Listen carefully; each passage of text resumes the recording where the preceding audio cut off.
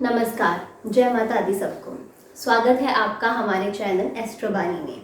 कैसे हैं आप सब? मैं उम्मीद करती हूँ कि आप सब ठीक होंगे, खुश होंगे और आशा करती हूँ कि आपको मेरी वीडियोस पसंद आ रही होंगी।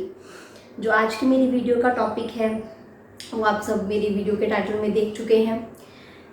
इग्नोर जो लोग आप लोगों को कर रहे हैं, क्या करना है आप लोगों ने कि लोग आपको इग्नोर कर ही ना पाए। ये चीज़ें बहुत अगर मैं ऐसे सिर्फ शब्दों में कहूँ तो छोटी सी लगती है, लेकिन अगर ये जो चीज़ें हैं हमारे साथ प्रैक्टिकली हमारे लाइफ में अगर होती हैं तो आप सभी को पता होगा कि ये चीज़ बहुत हर्ट करती है। अगर आप चार जनों के बीच खड़े हैं, सबकी वैल्यू हो रही है, सबसे लोग बात कर रहे हैं, लेकिन सिर्फ आप हैं जो आपको लोग इग्नोर कर रहे हैं। ऐसा होता भी है।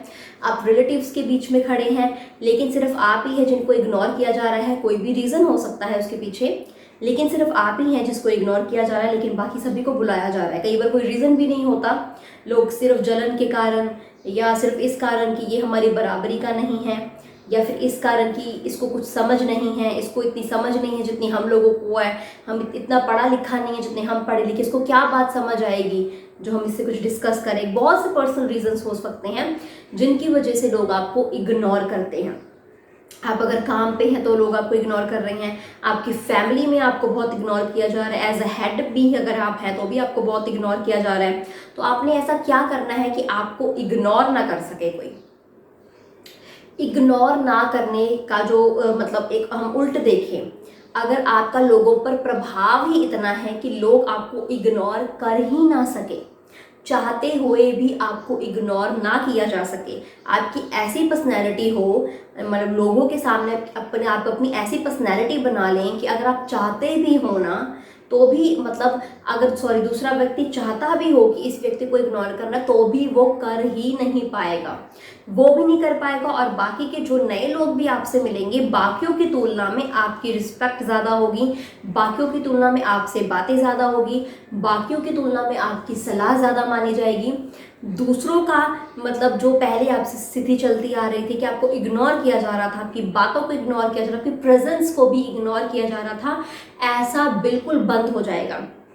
मोस्टली ऐसा फैमिली में देखा जाता है, जब कि ज्वाइंट फैमिली हो या कोई फैमिली फंक्शन हो, ऐसा उनमें देखा जाता है कि किसी एक पर्सन की प्रेजेंस को इग्नोर किया जाता है, या तो फैमिली में देखा जाता है या बहुत से जहाँ पर लोग काम करते हैं, कोई कंपनी हो गई, कोई फैक्ट्री हो गई, जहाँ पे एक पर्टिकुलर कोई इंसान है उसको स्पेशली इग्नोर किया जा रहा है, लेकिन बाकियों से बातें की जा रही है, वो किसी जलन की वजह से हो, वो किसी भी वजह से हो। तो इसका जो मेन मोटिव है कि आपकी पर्सनैलिटी को ही इतना प्रभावित कर देना है, आपकी ओवरऑल लुक को, आपका बात करने के तरीके को, हर आपका जो भी बॉडी लैंग्वेज है, इसको इतना अपने इम्प्रेसिव बना देना है, इतना प्रभावित कर देना है कि जो सामने वाला व्यक्ति है, अगर चाहता भी होगा कि लोग आपको इग्नोर करें, या वो खुद भी चाहता होगा कि मैं आपको इग्नोर करूं, वो तो भी आपको इग्नोर कर ही नहीं सकता, कर ही नहीं पाएगा।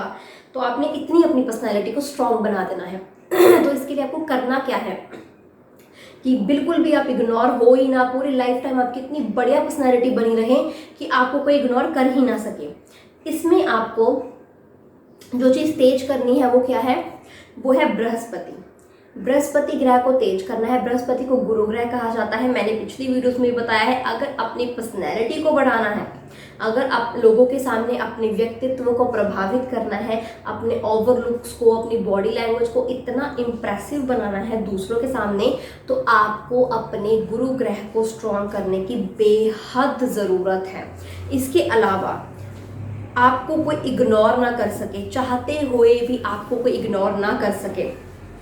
एक आपने कहावत भी क्या कहूँ, एक आपने एक लाइन सुनी होगी कि यू कह सकते हैं, यू कैन लव मी और you can hate me but you can't ignore me. एक ऐसी कोई लाइन होगी, सॉरी मुझे अभी अच्छे से याद नहीं है। तो इसका मतलब भी यही है कि आप चाहे उस व्यक्ति से बात करना बंद कर दो, आप चाहे उस व्यक्ति को बुलाना बंद कर दो, उसे प्रेम संबंध रखना बंद कर दो, लेकिन आप उस व्यक्ति को इग्नोर नहीं कर सकते। उसकी प्रेजेंस हर तरफ होगी।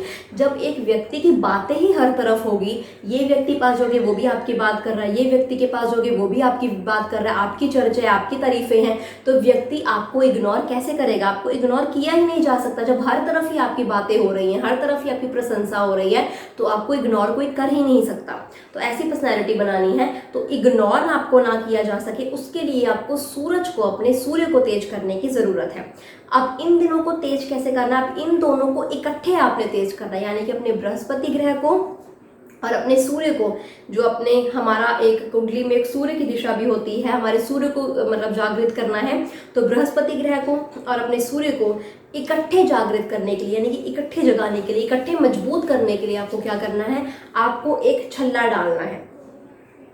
वो छल्ला है सोना और तांबे का छल्ला। जो छल्ला आप डालोगे उसमें सोना की क्वांटिटी और तांबे की क्वांटिटी बिल्कुल इक्वल होनी चाहिए। कोई डिज़ाइन नहीं होना चाहिए ऊपर, सिर्फ नॉर्मल छल्ला होना चाहिए आपका, ठीक है। मतलब डिज़ाइन हल्का सा, जो छल्ले के ऊपर ही डिज़ाइन है, मतलब ऊपर की तरफ जो उभरता हुआ कोई मोती है, ऐसा कुछ नहीं होना चाहिए। छल्ला डालना है और छल्ले में सोना और तांबा की जो क्वांटिटी है 50-50%, यानी कि बराबर परसेंट हो। हल्का सा भी सोना ज़्यादा या हल्का सा भी तांबा ज़्यादा नहीं होना चाहिए, दोनों बराबर क्वांटिटी में होना चाहिए। सोना जो है वो गुरु ग्रह को तेज करने के लिए डाला गया है इसमें, इस छल्ले में, और जो तांबा है वो आपकी सूरज को तेज करने के लिए डाला गया है। तो इन दोनों के मिक्स को बराबर हिस्से में आपने डालना है। अब डालना कैसे है ये मैं आपको बताती हूँ। आपने अपनी उंगल के, जो आपका हाथ है, हथेली है, हथेली के फर्स्ट फिंगर में डालना है राइट हैंड की, यानी कि राइट हैंड के फर्स्ट फिंगर में आपने डालना है। और थर्सडे के दिन, यानी कि गुरुवार के दिन आपने ये डालना है, सुबह के वक्त डालना है, बिना कोई अन्न का दाना लिए। पानी पी सकते हैं, चाय भी नहीं पीनी, पानी पी सकते हैं। 11 बजे से पहले पहले पानी पीनी है आप। अन्न का दाना नहीं लेंगे और आपने वो छल्ला डालना है। इसको, जो छल्ला होगा इसको आप वेडनेसडे के दिन, यानी कि बुधवार के रात जो होगी, ओवरनाइट इसको आपने गंगा जल में रखना है, ठीक है। गंगा जल में ओवरनाइट रहने देना है। और अगले दिन, यानी कि गुरुवार के दिन सुबह के वक्त, बिना कोई अन्न का दाना खाए हुए, सुबह उठकर सबसे पहले आपने स्नान करना है। देखिए, जब आप छल्ला डालेंगे, अगर आपके पास पीले रंग के वस्त्र हैं, क्योंकि सूरज भी पीले रंग को प्रभावित करता है, सूरज को तेज करने के लिए, और जो गुरु ग्रह, जो बृहस्पति ग्रह, वो भी पीले रंग से प्रभावित होता है, तेज होता है।